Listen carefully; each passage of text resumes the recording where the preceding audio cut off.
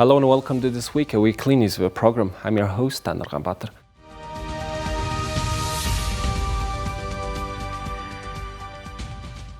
The Asian Development Bank has released its economic outlook for 2023, forecasting Mongolia's growth to rise to 5.4% before accelerating to 6.1% in 2024.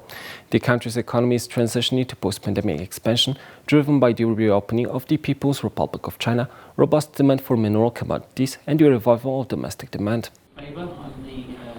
The Asian Development Bank's Economic Outlook Report for 2023 highlights Mongolia's potential for economic growth in the coming years. The country's transition to post-pandemic expansion is expected to be driven by the reopening of the People's Republic of China, robust demand for mineral commodities, and the revival of domestic demand.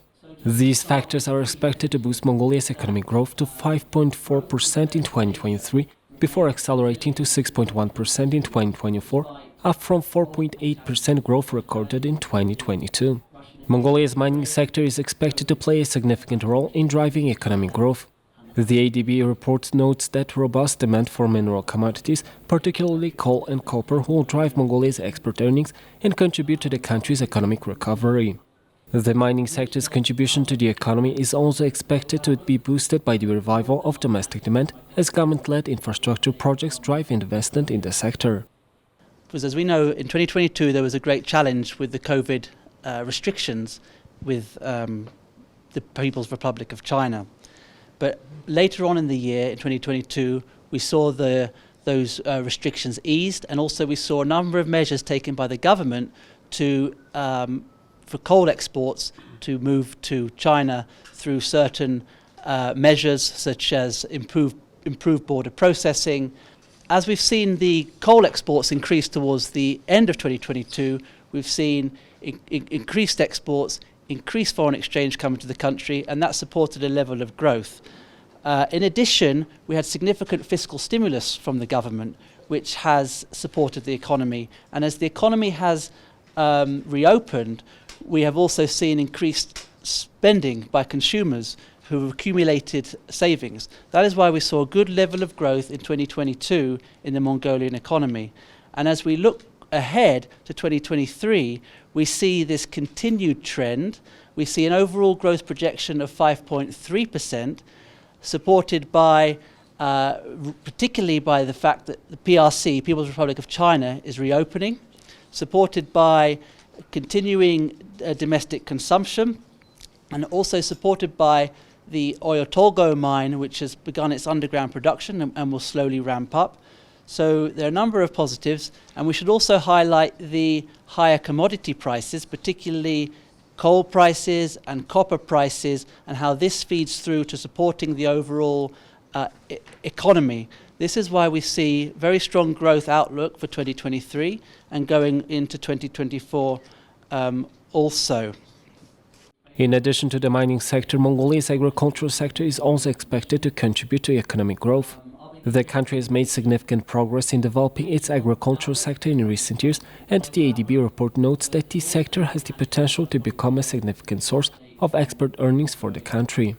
However, the ADB report also highlights some challenges that Mongolia may face in the coming years. The country's average inflation rate is expected to remain high, moderating to 10.9% in 2023 and 8.7% in 2024.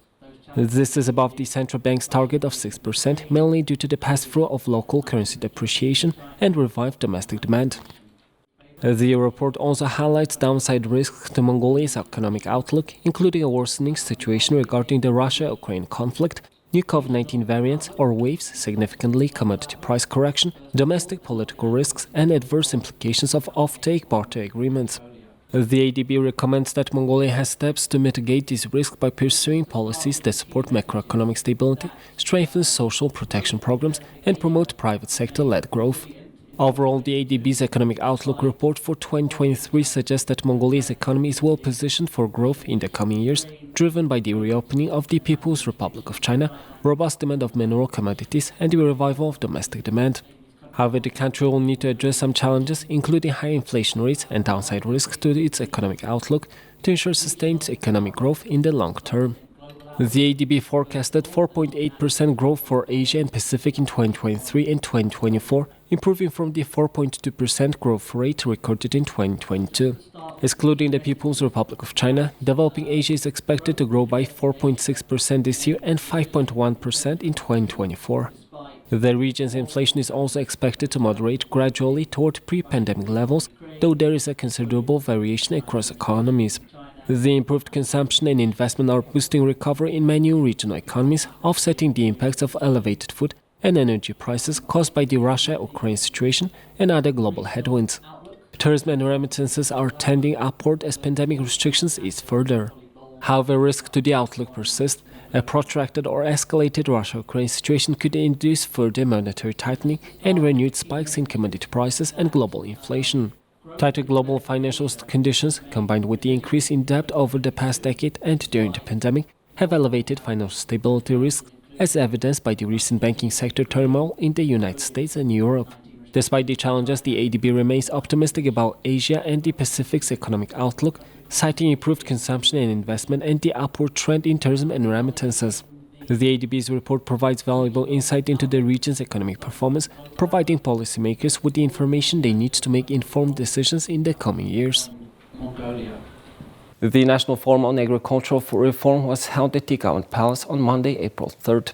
During the forum, it was announced that 110 billion MNT loan for working capital will be provided to agricultural sector companies and 232.6 billion MNT will be invested into the sector in 2023. Notably, a 90 billion Mongolian Tugrux loan will be provided to vegetable farmers, 20 billion MNT to farmers engaged in horticulture. In addition, a 37 billion MNT investment will be made in technical equipment renovation, while 14.5 billion MNT for cultivation of different cultures and grains, 50 billion MNT for the construction of winter grain houses, 50.9 billion MNT for creating irrigation systems with modern engineering solutions, 27.1 billion MNT for cultivation of different grains and sugar beet, and 90 billion MNT will be dedicated for the construction of winter cellars. Before, our farmers have been taking loans with high interest rates. Now, with the soft loan, they can benefit from an annual low interest rate at 5%. With the support of 135.5 billion MNT loan assistance subsidy included into state budget, it was decided to issue around 1 trillion MNT soft loan. Following this decision, the Bank of Mongolia and 10 commercial banks are establishing a cooperation agreement. In other words, quite a big investment is being made into the agriculture sector. Statistics show that farmers lose 30% of their harvest, or around 200,000 tons of grains annually, because of their grazing livestock animals. Farmers note that the state policy support should be provided not only to livestock herders, but to farmers too. Usually, consumers complain about the grains and crops price. But the problem is 30% of the crop harvest is destroyed by herding animals. That's why farmers cannot reduce prices. If there had been no crop loss, both the food supply and the income of farmers would have increased. Mongolia plants grains and crops on about 7,000 hectares. Annually, it produces vegetables and grains enough to cover domestic needs.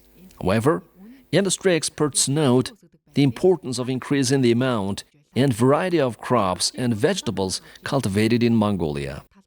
As the spring sowing and planting season starts, the participants of the forum noted the importance of state support at a policy level. The government held its regular meeting on April 5, 2023, during which they discussed and resolved several issues. Operation Glass, the Prime Minister tasked with intensifying the implementation of Operation Glass to ensure citizens' right to access information. The Minister of Electronic Development and Communications, Ochral, presented progress to the government about the implementation of Operation Glass, one of the 5 anti-corruption measures implemented by the government in 2023. Also, the measures include whistle, sweep, bird, transfer and glass. Second, environmental impact assessment. The government evaluated the environmental impact of land use certificates issued in specially protected areas. The evaluation included the contract, payment status of the land use, potential negative effects and consequences on the environment during activities, production and service of people and legal entities, and measures to eliminate them. The government requested information on the environmental impact of the use of subsoil resources. State property policy and regulation. The government evaluated the structure and composition of the Board of Directors and Supervisory Board of State and Local Ownership and private legal entities with participation in state and local ownership. The government requested names of their members and parent names of the executive management, the amount of salary and bonuses they receive, official email addresses, requirements for the management of the legal entity, management selection procedure, selection dates, and information about the participants in the selection process. Fourth, special fund spending. The government evaluated information on spending, performance, funded projects, and measures of the government special fund, along with related decisions. Members of the government, governors of provinces and capitals, head of the State Property Policy and Regulation Department, and the management and directors of the government special fund were instructed to submit this information to the Minister of Electronic Development and Communications by June 1, 2023. Foreign exchange reserves. The Minister of Economy and Development, whistleblowers, presented to the government a summary of the activities implemented since the implementation of the government resolution number 362. The government aimed to increase the state's foreign exchange reserves. The official foreign currency reserves increased to $3.4 billion by the end of March 2023. The government attributed the increase in foreign exchange reserves to the activity of the ports and the increase in exports. Science and technology. The government issued a resolution on some measures to be taken in the field of science and technology. The government aimed to emphasize the role of the scientific sector and its contribution to mega projects aimed at reviving the economy over a short period. The government encouraged an active partnership of the public and private sector and investors to achieve the medium-term goals of the new revival policy. Seventh, support for cultural creative production. The draft law regarding the support of creative cultural production was discussed and approved. The government aims to regulate relationship entered into towards the development of creative cultural production, increase competitiveness, and establish the legal basis of the form and management organization of supporting creative cultural production. With the approval of the draft law, an environment for the development of the creative cultural production will be set up. The process of bringing cultural products and services into economic circulation will increase, and the social and economic importance of culture will be measured. The competitiveness of cultural products and services will improve, opportunities to compete in foreign markets will increase, and jobs will be created. A group of countries will help Mongolia to locate funds obtained by corruption that has been hidden abroad. The move comes as a part of the broader effort to combat corruption and promote greater transparency and accountability in the country. According to recent reports, corrupt officials in Mongolia have been using offshore accounts and shell companies to hide the proceeds of all their illicit activities. This has made it difficult for authorities to track down and recover the stolen funds, which are estimated to be worth millions of dollars. The move has been welcomed by anti-corruption advocates and civil society groups in Mongolia, who have long called for greater international cooperation in the fight against corruption. They say that the recovery of stolen funds is essential to promote economic development and improving the lives of ordinary Mongolians. The effort to recover hidden corruption obtained money is part of a broader campaign to promote greater transparency and accountability in Mongolia. The government has implemented a range of reforms aimed at strengthening anti-corruption measures and improved governance, and has called on the international community to support these efforts. The effort to recover hidden corruption money is just one of the 5 operations declared by the Mongolian government to fight against corruption. These operations are part of a broader campaign to promote greater transparency and accountability in the country and to combat the negative impacts of corruption on Mongolian society. Also, the Minister of Justice and Internal Affairs, Nimbatar, participated in the Second Summit for Democracy in the Indo-Pacific region last week. The summit, which was held in South Korea, brought together leaders, experts, and civil society organizations from around the world to discuss issues related to democracy, human rights, and the rule of law. In the framework of this work, Mongolia is firmly committed to promoting democratic values and good governance, and we are working tirelessly to combat corruption at all levels of society. We believe that these efforts are essential to building a more prosperous and equitable future for our people and for the wider Indo-Pacific region. During the summit, civil society organizations called on the Indo-Pacific government to take greater action against corruption, which they say is a major threat to democracy and human rights in the region. Corruption undermines the rule of law, distorts economic development, and erodes public trust in government institutions, they say. In a bid to transparency and accountability, a discussion on the draft law on the legal status of whistleblowers was held on April 4th. The proposed law seeks to protect individuals who expose wrongdoing or illegal activities in both the public and private sectors. The discussion on the draft law on the legal status of whistleblowers was led by Muhtitsi, the head of the working group responsible for preparing the draft law for discussion and drafting opinions, and a member of parliament. The meeting was attended by high-ranking officials and representatives from various government agencies, civil society organizations, human rights organizations, and media organizations. Speaker of Parliament Zandan Shatra and Member of Parliament, Chairman of the Standing Committee on Justice and White, were among the lawmakers who participated in the discussion. They expressed their support for the proposed law and emphasized the importance of protecting whistleblowers in the fight against corruption and promoting transparency and accountability in the country. In his opening speech, the Speaker of Parliament, Zandan Shatra, emphasized the importance of combating corruption and the role of the public in this fight. During my speech at the beginning of the spring session of Parliament, I declared that this session would focus on implementing legal reforms against corruption. The laws related to anti-corruption encompass the legal status of whistleblowers, the ethics of public servants, regulating private interest in public service, and the National Anti-Corruption Program. Additionally, a group of legal bills aimed at reducing bureaucracy and promoting digital transformation are in progress. Based on the findings of the research, a transparent environment for whistleblowing has been established. Hence, it is crucial to secure the legal position of whistleblowers. The Deputy Prime Minister of Justice and Internal Affairs, Salonga, State Secretary of the Ministry, Santaruk, and representatives from civil society and human rights organizations shared their views and recommendations on the draft law during the discussion. They stressed the need to ensure the effectiveness of the law and provide adequate protection and support to whistleblowers. The government proposed the draft law following the enactment of previous laws that support whistleblowing. The registration package law passed in 2018 made various types of information available to the public, leading to the discovery of unlawful practices. Mongolia also introduced other policy documents for the medium and long term. Recently, the government declared the current year as the year of fighting corruption and announced 5-ish operations. The Ministry of Justice and Internal Affairs is currently developing the draft law on the legal position of whistleblowers. The media organizations present at the meeting also highlighted the importance of protecting the confidentiality of whistleblowers and urged the government to ensure that the law would not be used to silence or intimidate those who expose wrongdoing. The discussion on the draft law on the legal status of whistleblowers was seen as a positive step towards promoting transparency and accountability in Mongolia. The feedback and recommendations provided by the participants will be taken into consideration during the finalization of the law. The Mongolian national 3x3 basketball team has emerged victorious in the FIBA 3x3 Asian Cup held in Singapore after defeating Australia in a closely contested final.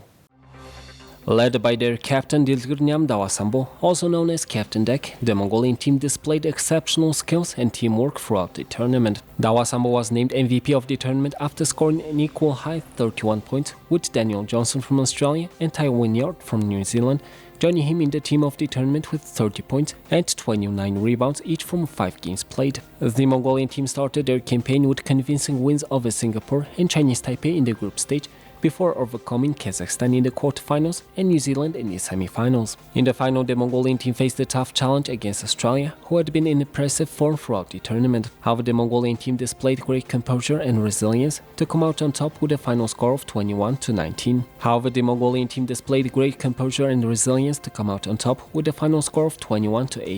The victory marks a historic moment for Mongolian basketball as the team becomes the two-time champions of the FIBA 3x3 Asian Cup. The Australian team settled for silver, while New Zealand took the bronze medal. Meanwhile, in the women's tournament, Australia claimed the gold medal after a dominant performance, with Marina Whittle being named MVP after scoring a leading 43 points from 5 games. Whittle was joined in the team of the tournament by teammate Anneli Malley and New Zealand's Sharne Pupuke-Robati, who won the silver and bronze medals respectively. Overall, the FIBA 3x3 Asian Cup proved to be an exciting and fiercely contested tournament, with some of the best teams and players in the region showcasing their skills and talents on the court.